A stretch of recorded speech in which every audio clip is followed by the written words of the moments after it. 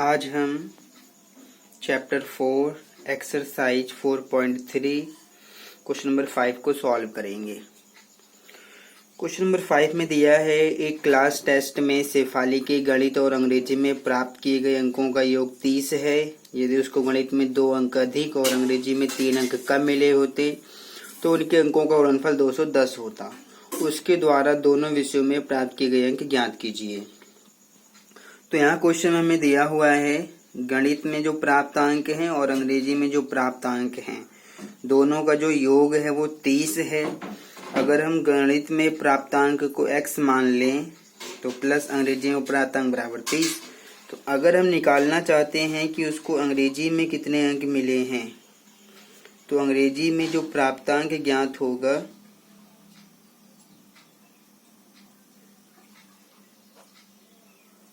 प्राप्तांक जो ज्ञात होगा वो इस प्रकार से होगा 30 जो x से इधर माइनस में चला जाएगा। तो इसका मतलब ये हुआ कि अगर हम गणित में प्राप्तांक को x मानते हैं तो अंग्रेजी में प्राप्तांक कितने हैं 30 माइनस x हैं। तो इस तरह से ये सॉल्व होगा। तो लेकिन हम इसको हल इस प्रकार से करेंगे, माना गणित में प्राप्तांक गणित में x मान लेते हैं कि उसको गणित में x अंक मिले हैं और अंग्रेजी में प्राप्तांक बराबर, तो अगर उसको गणित में x अंक मिले हैं तो अंग्रेजी में कितने मिले हैं 30 माइनस x। क्योंकि क्वेश्चन में दिया है कि गणित और अंग्रेजी में जो प्राप्तांक है उनका जो योग है वो 30 दिया हुआ है। तो इस तरह से ये निकलेगा। तो जब इसको प्रश्नानुसार हम समीकरण को बनाएंगे द्विघात समीकरण तो वो इस प्रकार से बनेगा प्रश्नानुसार। जब समीकरण बनाएंगे तो ऐसे बनेगा। वो कह रहा है कि गणित में 2 अंक अधिक मिले हैं, या फिर मैं इसको ऐसे समझाता हूँ कि गणित में प्राप्तांक और अंग्रेजी में प्राप्तांक दोनों का गुणनफल कितना है 210 है। ये क्वेश्चन में दिया हुआ है कि उनके अंकों का जो गुणनफल है वो 210 है। लेकिन कंडीशन को भी समझिए। वो कह रहा है यदि उसको गणित में 2 अंक अधिक मिले हैं तो गणित में कितने हैं x अंक हैं, तो 2 अधिक करेंगे तो x प्लस 2 हो जाएगा ऐसे। और फिर गुणा अंग्रेजी में 3 अंक कम मिले होते तो अंग्रेजी में 3 अंक कम। अभी अंग्रेजी में कितने अंक मिले हैं, ये मिला है 30 माइनस x, तो 3 और कम कर दो तो -3 हो जाएगा। और बराबर दोनों का गुणनफल कितना है 210 है। तो यहाँ पर ये गणित में प्राप्तांक है और ये अंग्रेजी में प्राप्तांक है। तो गणित में 2 जोड़ दिया है तो x प्लस 2 बन जाएगा। और जब अंग्रेजी में से 3 कम कर देंगे तो अंग्रेजी में कितने अंक हैं 30 माइनस x है, तो इसमें 3 और कम कर दिया है और दोनों का गुणनफल करा तो बराबर 210 बन गया। अब जब इसको आगे हल करेंगे तो x प्लस 2 ये गुणा 30 में से हम अगर 3 को घटा दें तो ये आ जाएगा हमारा 27 प्लस का ज़्यादा है माइनस का x बराबर 210। अब हम इन दोनों ब्रैकेट का आपस में गुणा करेंगे। तो गुणा कैसे करेंगे, इस x की गुणा पूरे ब्रैकेट में यानी कि 27 माइनस x में होगा और फिर ये जो प्लस 2 है इसकी गुणा भी 27 माइनस x में होगा तो बराबर आ जाएगा 210 के। तो अब इन सब की गुणा करते हैं तो x के 27 में कर देंगे तो ये आ जाएगा 27x फिर माइनस x की गुणा x में कर देंगे तो ये आ जाएगा x स्क्वायर फिर प्लस 27 दूनी हो जाएगा 54 माइनस 2 के x में कर देंगे 2x बराबर आ जाएगा 210 के। तो अब इसको देखते हैं 27x और 2x घट जाएगा तो ये हो गया 25x माइनस का x स्क्वायर प्लस का 54 बराबर 210। अब यहाँ पर हम देखेंगे 25x माइनस का x स्क्वायर प्लस का 54 और ये 210 इधर आ जाएगा माइनस में बराबर आ जाएगा 0 के। अब हम 210 माइनस का है और 54 प्लस का है, तो ये घट जाएगा, इसको घटा देते हैं। तो ये आ जाएगा 25x माइनस का एक्स स्क्वायर, और इनको घटाने पर माइनस का ज़्यादा है, तो जब हम 210 में से 54 को घटा देंगे तो हमें कितना मिल जाएगा, 156 मिल जाएगा, और बराबर आ जाएगा हमारा 0 के। तो जब इन सबको उठा के उधर ले जाएंगे तो 0 इधर आ जाएगा, माइनस एक्स स्क्वायर उधर चला जाएगा प्लस में, 25x प्लस में तो उधर जाएगा माइनस में, और 156 उधर चला जाएगा प्लस में। तो अगर हम इसको सीधा करके लिख देंगे तो ये इस तरह से लिखा जाएगा, एक्स स्क्वायर माइनस का 25x प्लस का 156 बराबर 0। अगर हम इसको गुणनखंड विधि से हल करें तो इस प्रकार से हल हो जाएगा, आप किसी भी विधि से हल कर सकते हैं। तो ये आ जाएगा एक्स स्क्वायर माइनस एक्स, 25 की जगह ब्रैकेट आ गया, प्लस 156 बराबर 0। तो यहाँ पर कुछ नहीं तो 1 लेंगे, 1 की गुणा 156 में करेंगे तो ये 156 मिल जाएगा, और एक्स स्क्वायर माइनस, अब आप यहाँ पर हमने एक एक्स स्क्वायर के साथ से जब गुणा करते तो 156 मिला, हमें जो है दो संख्याएं चाहिए जिनको जोड़ने पर 25 मिले, और यहाँ पर हमें किससे बनाना है, वो 156 से बनाना है। तो आप देख सकते हैं कि जो 156 है इसके गुणनखंड आप करके चेक कर लेंगे, आपको मिल जाएगा।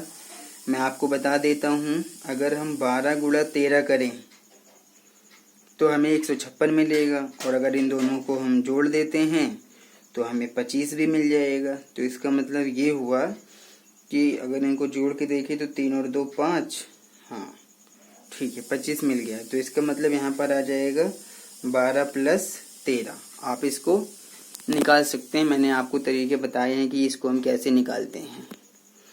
तो ये आ जाएगा माइनस प्लस माइनस एक्स के बारे में करेंगे 12x, minus plus minus x की 13 में कर देंगे 13x, प्लस का 156 बराबर आ जाएगा 0 के।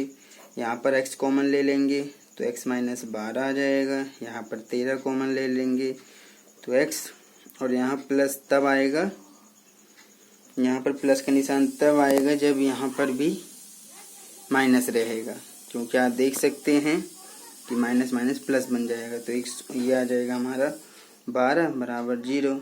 तो पहला ब्रैकेट बनेगा x माइनस 12 इन दोनों से, दूसरा ब्रैकेट बन जाएगा x माइनस 13 इससे, तो ये बराबर आ जाएगा किसके, 0 के। तो अब हम यहाँ पर इन दोनों को 0 के बराबर रखते हैं, तो x माइनस 12 बराबर 0 और x माइनस 13 बराबर 0। तो यहाँ पर x का मान 12 मिलेगा, यहाँ पर x का मान 13 मिलेगा। तो अब यहाँ पर हम इसको देखें कि x का मान 12 और 13 दोनों ही सही है, क्योंकि दोनों ही प्लस में हैं।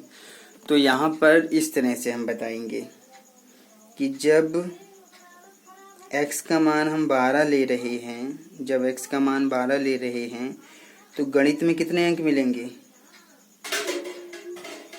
गणित में प्राप्तांक, तो गणित में हमने x माना है तो यानी कि 12 अंक मिल जाएंगे उसको गणित में। और अंग्रेजी में कितना आ जाएगा, अंग्रेजी में प्राप्तांक तो 30 माइनस एक्स है, यानी कि 30 माइनस एक्स का मान 12 है, तो घटा देंगे तो ये आ जाएगा 18 अंक।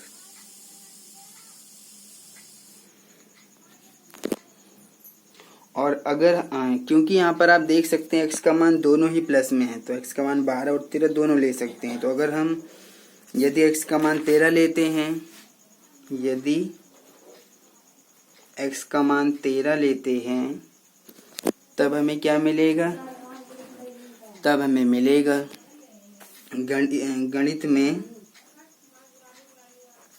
में प्राप्तांक। तो गणित में प्राप्तांक को x माना है तो x का मान 13 आ जाएगा, 13 अंक। और अंग्रेजी में आ जाएगा, अंग्रेजी में प्राप्तांक ये हो जाएगा x, ये था हमारा 30 माइनस एक्स, तो ये हो जाएगा हमारा 30 माइनस एक्स, यानी कि 30 माइनस एक्स यानी कि 30, x का मान 13 और घटा देंगे तो 17 अंक आ जाएगा। तो इस तरह से हमारा ये क्वेश्चन सॉल्व हो गया। अब हम क्वेश्चन नंबर 6 को देखते हैं। क्वेश्चन नंबर 6 में क्या दिया है, एक आयताकार खेत है हमारे पास। मैं क्वेश्चन पढ़ लेता हूँ। एक आयताकार खेत का विकर्ण उसकी छोटी भुजा से 60 मीटर अधिक लंबा है।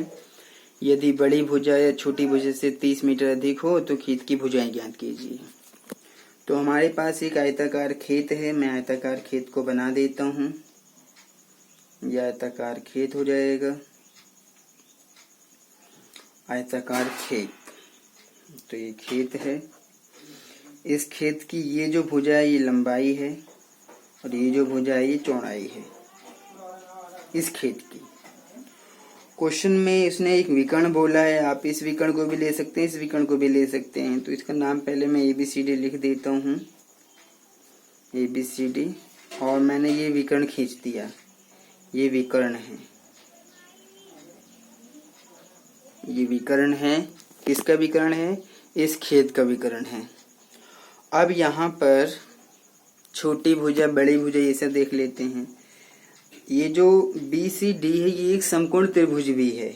आप देख सकते हैं C यहाँ पर 90 डिग्री का है, तो ये एक समकोण त्रिभुज बनेगा। और समकोण त्रिभुज में ये सबसे लंबी भुजा है तो ये कर्ण हो जाएगा और ये आधार हो जाएगा और ये ऊंचाई हो जाएगी, या इसको लंब भी आप कह सकते हैं। लंब और ऊंचाई एक ही बात होती है।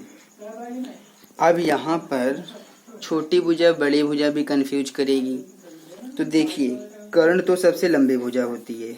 ये हमारा समकोण त्रिभुज है, कर्ण सबसे लंबी भुजा होती है।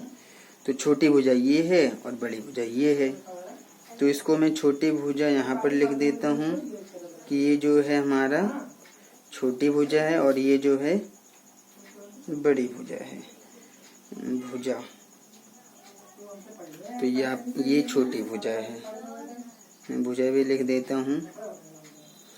तो क्वेश्चन के अकॉर्डिंग यहाँ पर अब इसको सॉल्व करते हैं। तो अगर हम छोटी भुजा यानी कि इस भुजा को x मीटर मान लें तो क्वेश्चन के अकॉर्डिंग क्या क्या बनेगा देखते हैं। कह रहा है आयताकार खेत का जो विकर्ण है, विकर्ण यानी कि ये विकर्ण छोटी भुजा से 60 मीटर अधिक लंबा है। तो छोटी भुजा तो x मीटर है, तो ये हो जाएगा x प्लस 60, इतना हो जाएगा।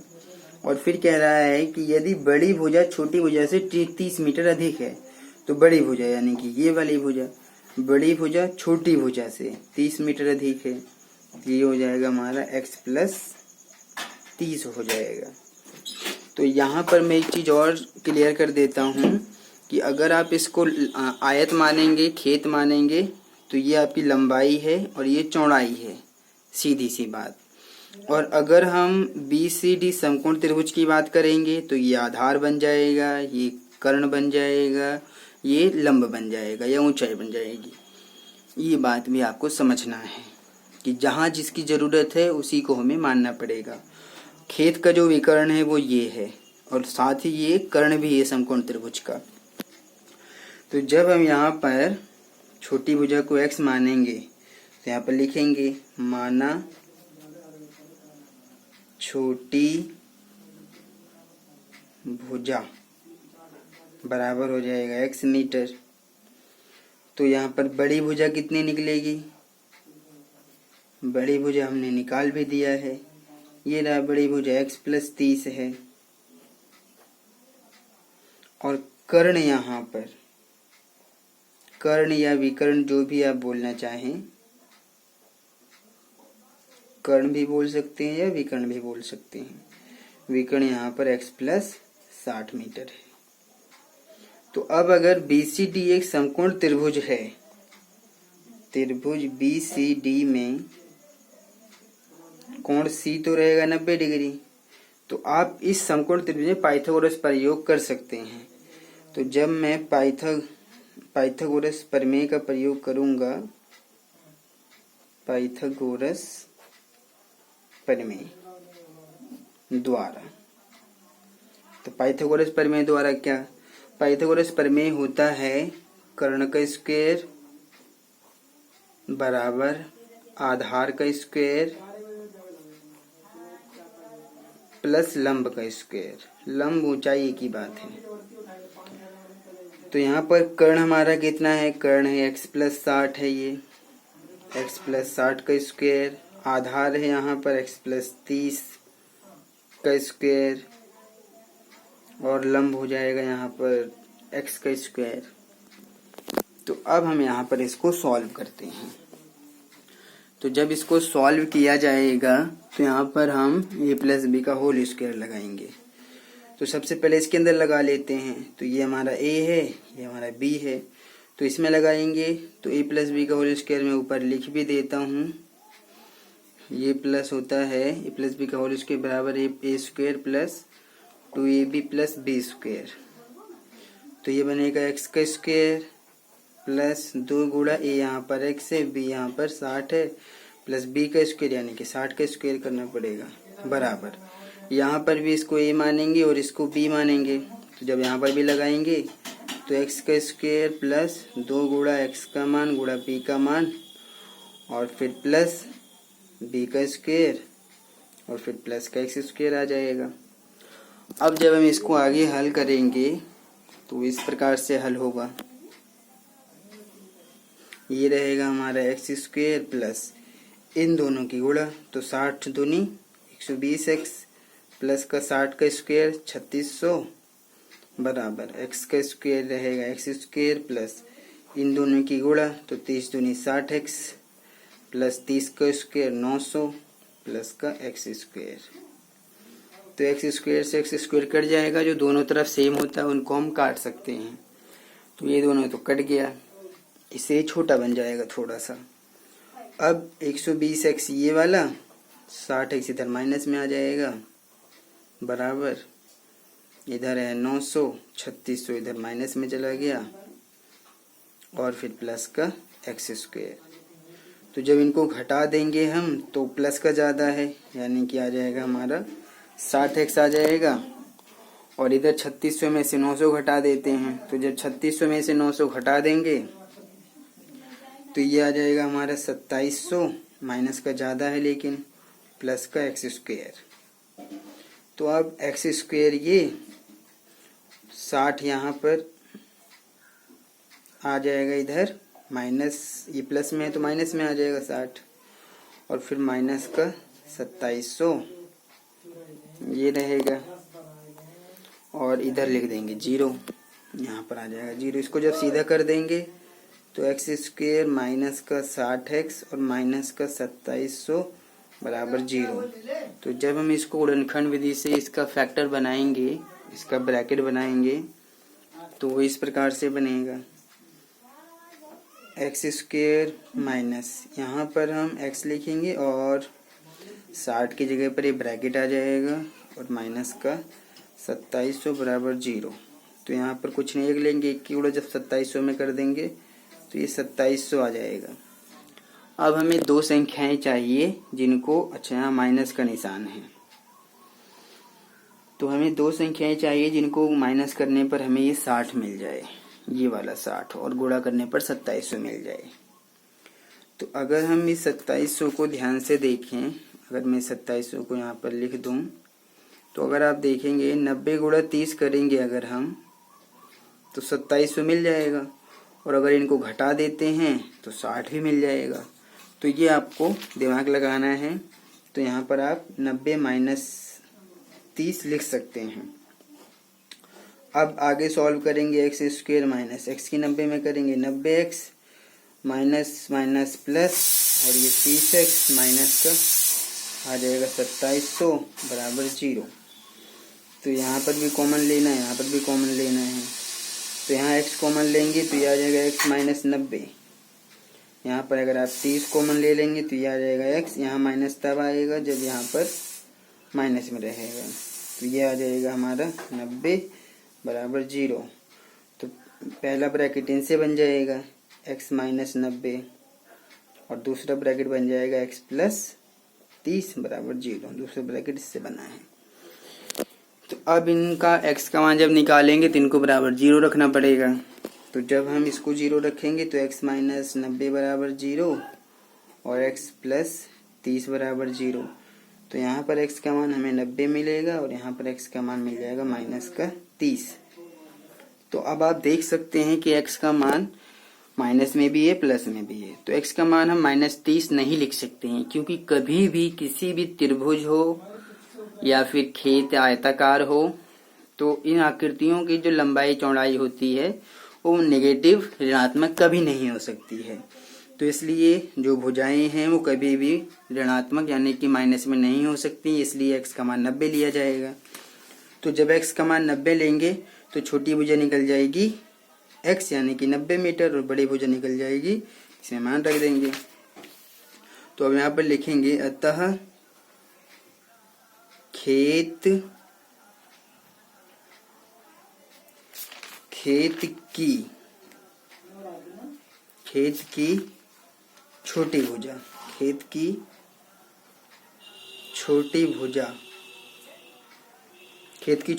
छोटी भुजा को क्या माना गया, x माना गया है और x का मान यहाँ पर कितना लेंगे हम 90 लेंगे, क्योंकि माइनस में ले नहीं सकते हैं।